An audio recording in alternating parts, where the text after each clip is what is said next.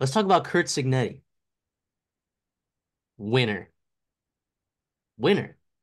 Yeah. Yeah. Um, and look, Indiana's a tough job to win at, right? What is it? Three bowl games that they've been to in this millennium. That's that's not great. It's a tough Big Ten. I get it. I get it. But for a program like that, I think it's actually understandable to have the expectations a little bit higher than where the program's been at with NIL, with the money that the school actually has. I think it could do some damage to some things, but this could potentially end up being a good hire. So, what are your initial thoughts on this hire? Yeah, it's I really like it a lot. He was a guy that was a pretty hot topic in the coaching world, right? Like in terms of quality mind, won everywhere he's been, and a lot of people wanted him. And the great part about him is he's an older guy. Not only has he been around, right? He's got a ton of different connections, recruiting wise, coaching wise, et cetera, et cetera. But he's also not looking a guy, he's not a young guy that's looking at Indiana as a stepping stone job. We talked about the reality of Indiana football right now, and especially with the expansion of the Big Ten, it's not getting any better or easier, right? To win there at a consistent basis. Yes, their NIL is getting better football wise. They're committing to it a little bit more. I think Curt Cignetti, that hire actually helps that. But at the time of the hiring, like some younger hot name coaches would be looking at this as a stepping stone. And I don't see Curt Cignetti as that type of guy. I think he wants to come here and build a program, establish a winning culture, and make a bowl game, every damn near every year, and eventually, push their way towards college football playoff rankings, top 25, top 20, and then maybe into that top 15, especially top 12 category, if everything clicks there at Indiana. But obviously, Indiana football has not been where it's at. Like it had one fluky year with Tom Allen in 2020, right, with Michael Penix and yada yada.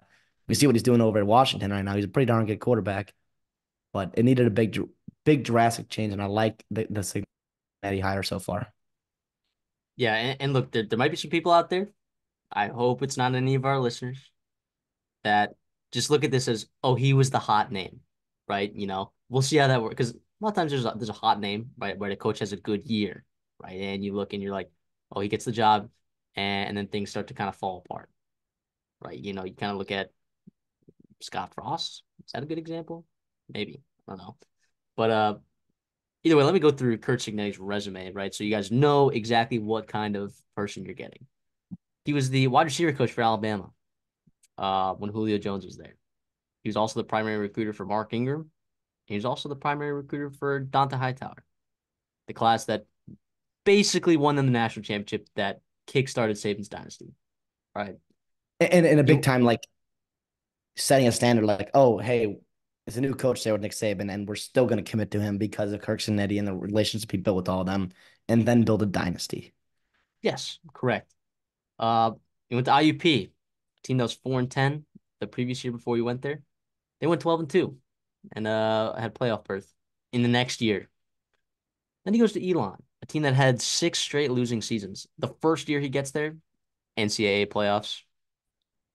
Okay. Then he goes to James Madison, and we know what he's done there, right? A team that his first year there, I think the year before they had 7 wins, and then they went like 14-2 with a playoff berth as well. He's 119-35 as a head coach all time.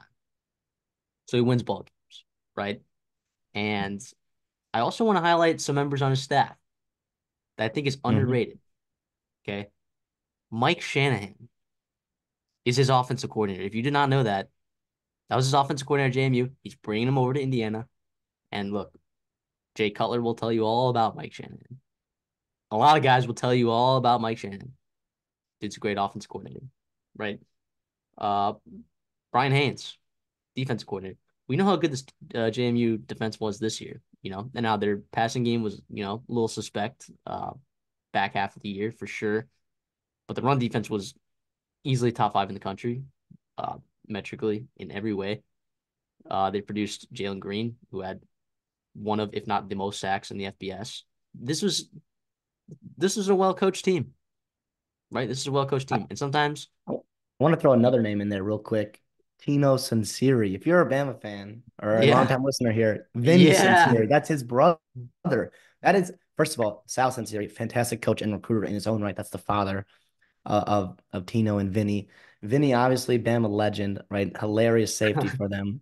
Tino Sincere, pretty darn good quarterback in his own right. He comes over again with Shanahan and Cignetti to be a offense coordinator and QB coach as well on this offensive staff. Yeah, so there's a lot to like about this hire.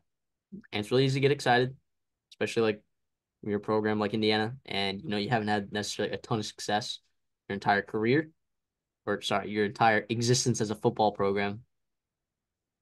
But I'm excited. Is that crazy? I'm excited. So, and like you said, Curt Cignetti, he's 63 years old. He's not going anywhere. I mean, maybe I don't know. Like I don't know. This feels like kind of a last stop kind of spot. Like you said, it's a great job in the Big Ten. He'll get paid a solid amount of money. I mean, we saw Tom Allen get that buyout. We didn't think that Indiana had that kind of money to pump into their football program, but turns out they do. And I think they get a great hire. So expectations. Before we get into grades, we always talk about this. What are the expectations before we give out a grade? Because grades are dependent on expectations, right? A B to us, right, is meeting expectations. An A is exceeding expectations. And C is not meeting those expectations. So what kind of grade do you give one? Do you have any thoughts on the expectations, sorry, of Indiana before we get into grades? Well, let me give my short term and then my long term because I think those are different here, and that's important to keep in mind when you're giving a grade here, when you're regrading it back a year, 2 years, 3 years, 4 years from now, right? And to give a guy time at a place and that when he actually needs it. I know Kirk Snake, when he's been at other stops, they've won pretty much right away, which is awesome. And obviously, if you're Indiana, you would love that as well. But be patient with him. That's what I urge you guys, right? This was not a good football team. This roster was terrible, right? Yeah. This was for a couple years now, offensive line, quarterback play. But other than your best quarterback, Brendan Sworsby, young guy going out of there, going to Cincinnati, which we talked about earlier, you lose your best O lineman, you lose Donovan Cully, probably your only playmaker on offense. He was Trenton Howland, shout out Minnesota, who just got him in a transfer portal. Bruising running back, both starting safeties, a young up and coming corner, right? Your two best defensive linemen. Like this is a brutal rehab for Curt Cignetti. Now, who knows if they come back? I doubt most of them will. Um, it sounds like some of them are getting pretty strong. Um, you know, interest in other places for sure. But you look at a guy like Curt Cignetti, he can bring over some people from JMU. Okay, not only at the transfer portal level, but also high school, right? You look at Jaja Boyd, right? You look at Mario Landino, right? Daniel Nakua, right? Three guys that are JMU commits that are officially visited them this weekend, right? And might be coming over with Curt Cignetti. Got some transfers in the D line. Steven Sings, right from Auburn, another guy that Curt Cignetti looking to flip there in the transfer portal.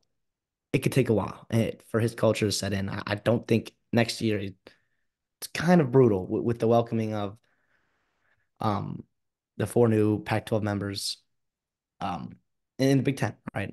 And I'm just pulling up their schedule right here real quick here. You got some favorable out of conference games. I'll say that. FIU, Western Illinois, and Charlotte. Those should be 3 wins there. In year one with Kirk Cinetti, to be honest, it's pretty brutal. It's a pretty tough schedule in terms of trying to make a bowl game. I'll say this like my short term expectation. Ideally, a good year next year is probably 5-7, 6-6, right? With the way that your roster looks right now, after looking a couple weeks ago, maybe at some promising young guys, and they're all gone. It could take a while. It could take a while. I think eventually you should be at that 7 to 8 win mark. More so like 7-5. And then in your good years, you build up to that 9-3, 10-2 potentially. As we've seen Kirk Cignetti do with less talented teams. So I don't know. That's what I'll go with. That'd be my expectations. Let me know if you think I'm wrong here.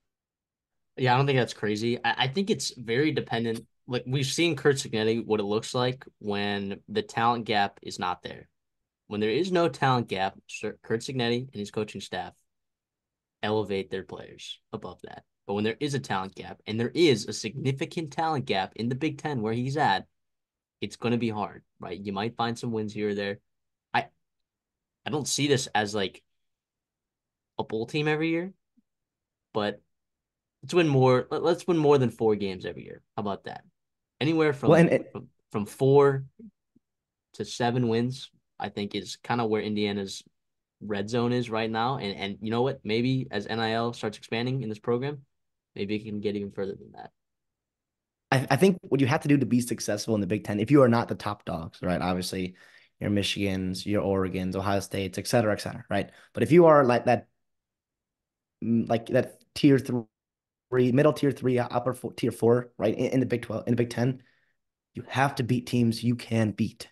You mentioned the talent gap there. Like there's not a big talent gap between you and Purdue, Northwestern, Maryland, Rutgers, all of the Big Ten West, minus maybe Wisconsin and Nebraska if they get humming, right? Like those, that's you can compete with all those teams talent wise right now as you're currently constructed. It's got to be winning those games, and that's how you keep your job, and that's how you keep your fans happy. Winning the games you're supposed to win. You steal a couple games here and there from some teams that are a little bit better than you, and then all of a sudden, eventually, you can build your program. Right now, like you mentioned, that's not. It's gonna be tough right now. Yeah, I don't Wins are really hard to come by for expect. Indiana. I don't expect this Indiana team to go to a bowl game next year. Granted, transfer portal, it's young, right? I don't know what he's doing. His entire staff hasn't shaped out entirely yet, so we'll see what all that goes on there. But to me, it's 4 to 7 wins is the expectation every year. I would if you're scheduling some kind of cupcakes in the out of conference, which I hope Indiana is, like And pay they these did. teams, pay, and they did next year. But year over year, like you need to pay teams to beat them. You have to, like, you have to do that. You have to keep the fans happy with the wins in the win column. That's what you have to do. So we talked about expectations there. What do I think Curt Cignetti can do? I'll give it a. Gosh, I've been giving out a lot of A's, but I'll give it a. I give it a B plus, A minus. I'll give it an A minus because one, I think he's a really good coach. I just think it's tough. I think the expectations there might be higher than what our expectations for this Indiana program are. The reality of it is, yeah. Yeah, so I don't know. I think he can meet our expectations. I think he can exceed our expectations, but it's definitely not going to happen right away. And does Indiana give him enough time to do that? So those are some factors. So, but I think he absolutely can exceed expectations. So I'll give it an A minus higher, sure. A minus or B plus? A minus. I'll stick with A minus. I'll be Okay. generous. I'm gonna go with that B minus or that B plus. I'm so sorry. I'm gonna go with that B plus because you mentioned to be honest, I was a little disappointed that he chose Indiana because I was, and not to say this in any bad way, right? Like I think Cignetti's a really, really good coach. I trust his ability to like evaluate players that they are gettable and realistic for their program, to develop them, and then to come up with a scheme and an offense and a culture that fits and that wins games. The problem is like that only takes you so far when there's a massive talent gap. And like I think he can do it. I think he can get Indiana to be relevant in the Big Ten and not just be a pushover like they have been, unfortunately. Unfortunately, in reality, that's what it's been. And so I'm gonna go B plus because I think he can meet those expectations. I just I wonder, as it's currently constructed, Indiana in the Big Ten right now, can you exceed those expectations and become a really, really good, significantly better program than you are right now, Yeah, if that makes exceeding sense. But expectations. but What I do you mean think by the best exceeding way to do it at expectations? Indiana, it's probably Cignetti, right? Yeah, exceeding expectations is going over 500 in a conference season. Wait, say that again. Like exceeding expectations for Indiana would be going over 500 in the conference season. Go like going 5-4 in Oh, conference. Like that's oh, that's exceeding expectations. that's an incredible year. And to be honest, like you go 5-4, you go 6-3, like there will be some years where you will have a legit right to be in that 12 team playoff if you're in the Big Ten. Like that's the reality of what it's going to be with all those elite teams playing in there. But yeah, the problem is I think it could take a couple years just because of where it's at right now. But I don't know a better hire. So like I hate to give it a B plus and then say like I don't think there's anyone better to come in here and do it. Um, and you do have to pay a pretty hefty payout to Tom Allen. You did work that down, which is good. But like, are you going to give him all the resources that he needs to be able to win at the level that you want him to win at? I'm talking about recruiting salary or recruiting pool. I'm talking about assistant coaching salaries and pool, from NIL funds, different infrastructures, yada yada yada. You're going to be getting huge paychecks.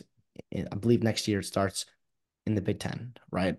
So you have to be able to funnel those back in Indiana football because the reality of the situation is like who knows what the Big Ten's gonna look like in 10 years. And like yes, Indiana basketball is pretty iconic, but football drives the sport or drives the NCAA and the TV deals. I think we all understand that.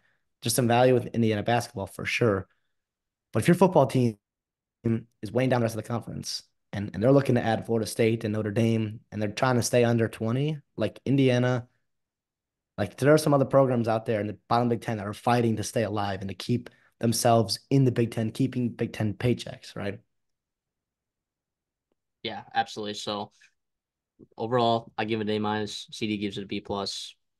Overall, though, when we say that, that's a good hire, right? Like at Really Bama, good right? For hire. example, if Bama, their next coach, right, and we grade it as a B, right? Meeting expectations is winning national championships, right? So that's what we're talking about here. Like a B, A hire, those are good hires, right? So that I think this is a good hire.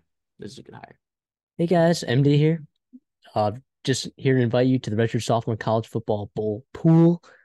The link to join will be in the description down below. The winner, what do they get? A chance to be a guest on the Redshirt Sophomore podcast, of course.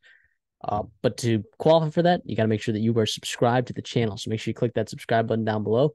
When you sign up, all you got to do is just pick a team, right? See here at Miami, Ohio versus App State. This example selected Miami, and they have 12 confidence points on it. You're gonna rate these games 1 to 43, and it's gonna be a blast. I can't wait to have you guys on. Make sure you guys are subscribed. Thank you.